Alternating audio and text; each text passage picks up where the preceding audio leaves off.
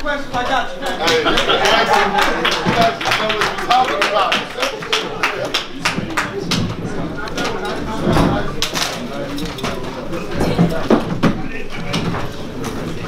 All right, I want to thank the media joining us and those on the stream. What a night of action here at Barclays Center here in Brooklyn.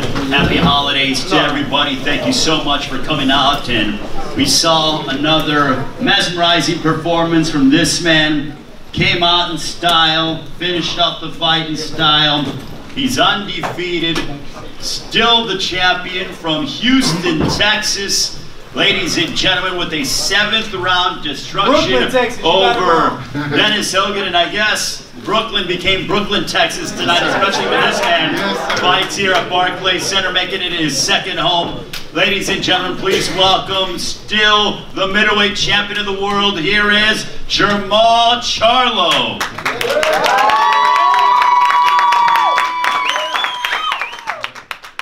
Jermall, opening comments. First off, I want to thank my manager. I want to thank everybody who tuned in all across the world. You know, I'm honored. I'm grateful to be here. You know, at this stage, and you know, just to share the opportunity with y'all to make history, to keep my legacy going. I just thank everybody for tuning in. My team, Ronnie Shields, everybody that was a part of Jermall Charlo, and what I had going on in this camp. It was amazing. Before we open up to the media, I want to ask you the question that you have this chemistry with your trainer, Ronnie Shields, that is second to none. You guys understand each other. It is such a wonderful partnership. You listen to his instructions. You guys both are just in sync with one another. How special is the relationship that you have with your esteemed trainer, Ronnie Shields? I mean, you have like a trainer, and out of Ronnie Shields, I have like a teacher. Like a father figure, someone I really look up to. Through his experiences in life, he's taught me so much, not just, through boxing, but I call him about anything and every little thing, like, Ronnie, how you get your bills paid on time, like,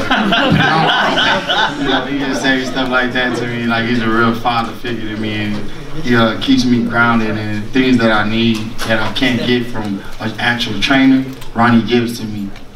All right, now we'll open it up to the media for questions. I believe we have a microphone out, so wait your turn. Jermall, if you can't get the fights that you really want, Canelo and Triple G, what are your thoughts on possibly fighting Danny Jacobs next year in a fight here in Brooklyn, which would be big? I mean, I'm not a matchmaker, but like, I want the most explosive fights. I want to put myself to the test and challenge myself with the biggest competitions out there, that fits me at the right time, and it's all about timing. So, as long as the money right, the timing right, we can turn it to a prize fight overnight.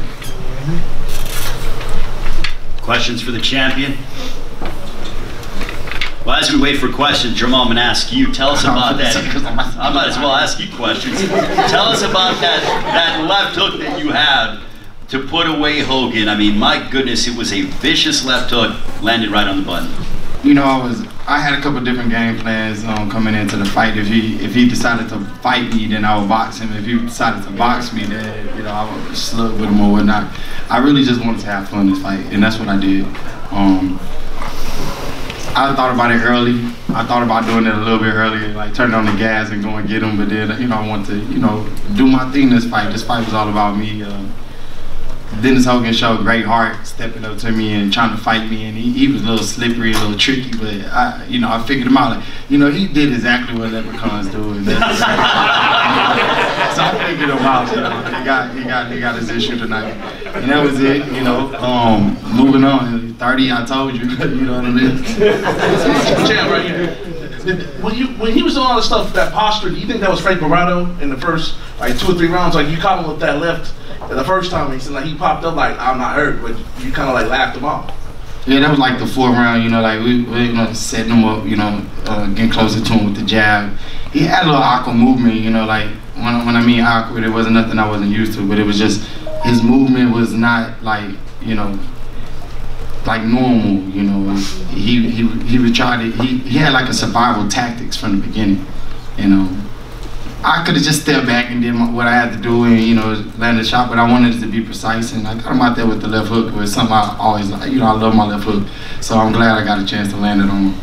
Would you fight Devinchenko, the cat that really beat Triple G? I mean, I'll fight anybody, dude. I'm a boxer, man. I fight for a living, dog. You know what I'm saying? Like, I'm not scared of nobody. You know what I mean? I got the WBC belt. You know, I earned this belt. You know, they could have said they gave it to me or whatever. I put myself in position to get this belt. I moved up from junior middle, just like the dude that just moved up to fight me. So, like, you know what I mean? It is what it is. Like, don't let the politics and the network and all that stuff fool you, man. I'm here to fight. Yeah. Hey, Jermall. I know the target is Canelo Alvarez, but if you can't land Canelo Alvarez, what's the possibility of you landing or getting or seeing a Demetrius Andrade fight? You know, like I just said, the last question, I'm here to fight whoever. I would fight Demetrius Andrade any given day, you know what I mean? If that's what it takes to get to the next level, you know. I want to fight the biggest and the baddest out there, you know. Shit, I fight Saudi Arabia too, you know what I mean? You see what they doing out there, like, this shit fun, you know, this boxing, this is only a little bit part of my life. But of course I want to expand it and challenge myself to be the best I can be. So that's just something I'm into. I'm into challenging myself and making, you know, the best fights out there. But I'm taking the fights as they come, you know. I'm one of those, I like to look at myself as like, dang, I'm in a position like Terrence Crawford, like, you know what I mean? One of the best in the world, top guys. He just got to get the fights that he can get and keep it going. And you can feed our family like this. So y'all looking at it differently than I am. Now, one more thing. Your brother have a huge fight coming up in a couple of weeks. What advice would you give him? Beat his ass. Like, hey bro, don't do your thing, you know what I mean? Like, I don't train my brother or not, but like, this is what we do. We feed off each other.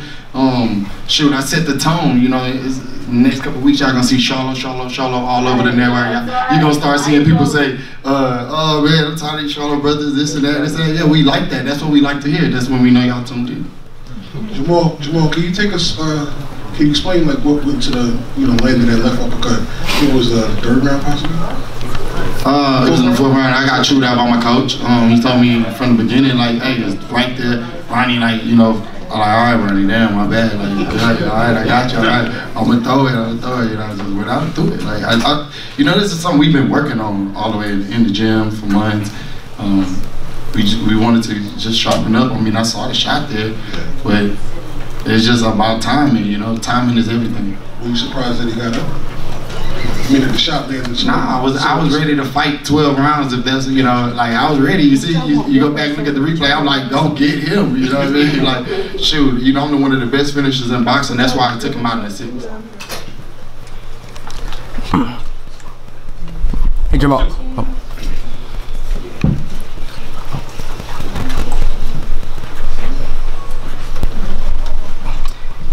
Hey Jermall, throughout the week, I noticed a couple of different things about your demeanor. Normally you have this very aggressive approach, but I noticed a lot of calmness throughout this week.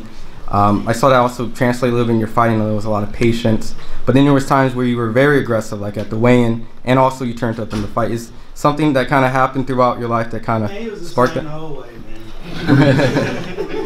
Yeah, I'm trying to take a better approach about it, you know, like the fire lit, you know, you'll see it when you see it. Like, it's always like this.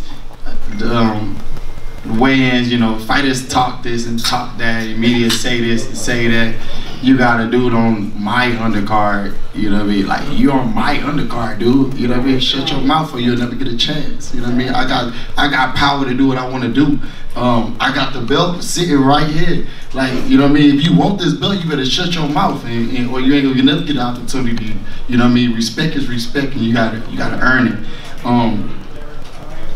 You know, look, it is what it is, man. The dude, you know, you get the run of your mouth saying things you don't mean, then you gotta live up to it, and that's exactly what happened to Dennis Hogan tonight. Y'all can go through his Instagram and his social media and shit. You see him doing the Coming to America with the lion on his shoulder and shit. The shit was funny to me too, you know what I mean? I'm like, hey, you gonna have to live up to that, you know what I mean? I put that line, I made that line do a whole cartwheel, right? You know? stop playing with me. Did those videos motivate you? So you took that personally? Hell yeah, I take everything personally. You don't put out shit like that and not mean it. Like, you gotta mean that when you're talking about me. Use my name the right way, you know what I mean? Hey, especially if you're finna fight me, you gotta live up to that when we fight. Jermall, you mentioned your advice for your brother. I'm back here, man. Your advice for your brother was to go out and whoop this guy's ass, Tony Harrison, a week or two from now. But I mean, come tomorrow, is that the first thing on your mind, like getting back to your brother, getting back to his camp, and doing whatever it is you can do as a brother to make sure he gets his strap back? Yes, I will fully support my brother in the comeback for his world title. It means the most to me for my brother to be going through what he's going through to go get his title back. That's just something that's natural.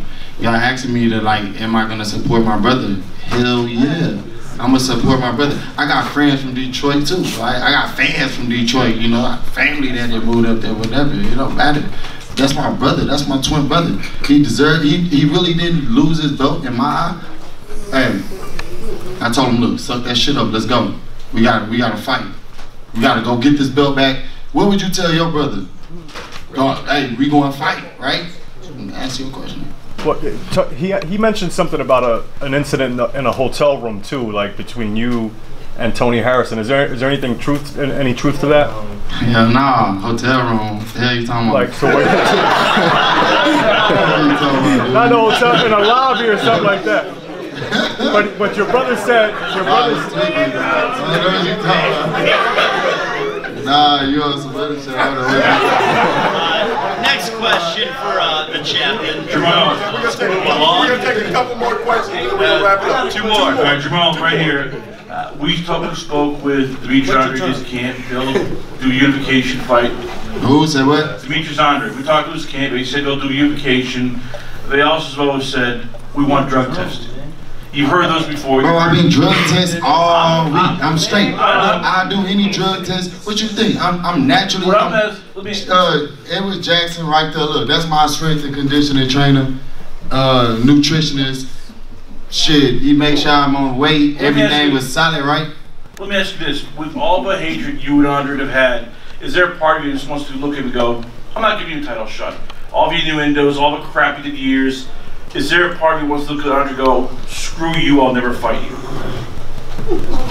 He just said he'd fight anybody. Yeah, man, I'm a boxer, bro. I fight for my life. Every time I get in that ring, every punch that's coming at me, you look in my eyes, I'm looking at those punches like, nah, that punch not gonna do it. That ain't gonna do it either. You know what I mean? Look, Demetrius Andre, I like his campaign, great fighter. Now he's chasing. You know what I mean? He got a chance to fight my twin brother and didn't get that. He canceled the opportunity. That was back in the game. Like, look, he's hiding behind a network right now. I'm not. I'm Lions Only Promotions. It's all over the ring. Okay. Yeah. Come on, man. Look, we not going nowhere. We not scared of nobody. This is what we do, bro. We fight, bro. We fight for a living. This is what I do to feed my family, man. You think when you saying like not gonna fight somebody, man, if you wanna fight, he gonna make the fight happen. You know what I mean? A side, B side, C side, I don't give a fuck about none of that. We gonna make the fight happen. Demetrius Andre wanna fight, he can get that work too. He know how to get over here. Just like he went over there to the zone, he know how to get his ass back over here. Good, last question right here. Got one more question. Last question. Champ, sum up your 2019 and what do you want if you can script your 2020? Sum up 2019. Shoot, we went in and got the Brandon Adams fight out the way. H-Town. Yeah. 2-0, one knockout throughout the year. Retained the world title. Great year, 2020. We just gonna do more. You know what I mean? We're gonna stay on their ass. Like, this is what we do, man. Whoever I get in the ring with, I'm there to fight for my life. And that's what I do. Congratulations to the champion.